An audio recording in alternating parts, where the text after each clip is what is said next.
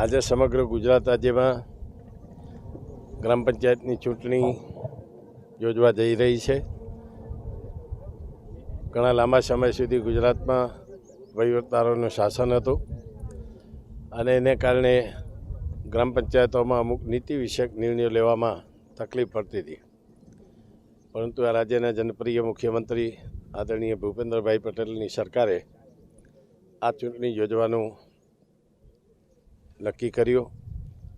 ગુજરાત રાજ્યના ચૂંટણી પંચે તારીખો જાહેર કરી અને આજે 22/6 ચૂંટણીનું આજે સવારથી મતદાન શરૂ થયું છે. ગ્રામ પંચાયતની ચૂંટણી એટલે પાર્લામેન્ટ કરતાં વધારે મહત્ત્વ હોય છે. સામાન્ય રીતે લોકશાહીમાં જેટલી મોટી ચૂંટણી આવે, લોકસભા, વિધાનસભા, જિલ્લા પંચાયત, તાલુકા પંચાયત, એના કરતાં સ્થાનીય ગ્રામ પંચાયતની ચૂંટણીમાં મતદાન વધુ થતું હોય છે. કારણ કે રોજ બરોજ ગામ લોકોને કામ પડતું હોય તો સરપંચથી પડતું હોય છે. સરપંચ મહત્ત્વની વ્યક્તિ હોય છે અને સરપંચ અગર જો સક્રિય હોય તો લોકોના મોટા ભાગના કામો થઈ શકતા હોય છે.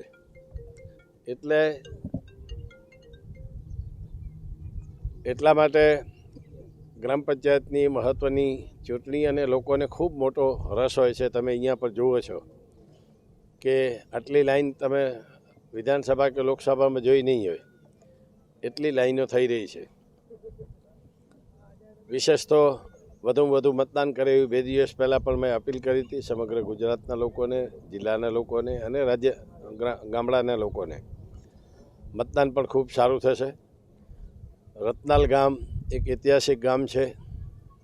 વર્ષોથી રાજ્યનું પ્રતિનિધિત્વ કરતું આવ્યું છે આ, અને કાળિયા ઠાકોરની એટલી બધી કૃપા રહી છે કે છેલ્લા 45 વર્ષથી 1980માં હું આ ગામનો સરપંચ હતો.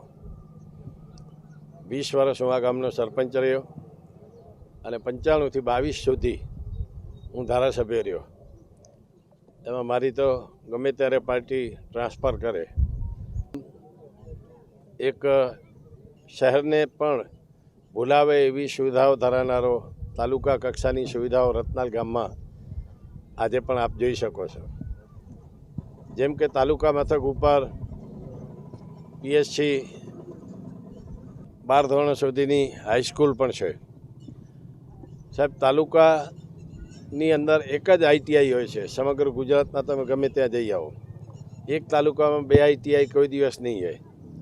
પરંતુ અંજાર અને રતનાલમાં પણ આઈટીઆઈ આપણે મંજૂર કરી અને આજે સેંકડો લોકો એનો લાભ લઈ અને પોતાનું નોકરી મેળવવામાં ખૂબ સરળતા રહે છે. તેઓ વ્યવસાય એડવોકેટ છે. તેઓ ચૂંટણી લડી રહ્યા છે અને જંગી બહુમતીથી ત્રિકમ અને એની પેનલ ચૂંટાશે એવો મને સંપૂર્ણ શ્રદ્ધા અને વિશ્વાસ છે.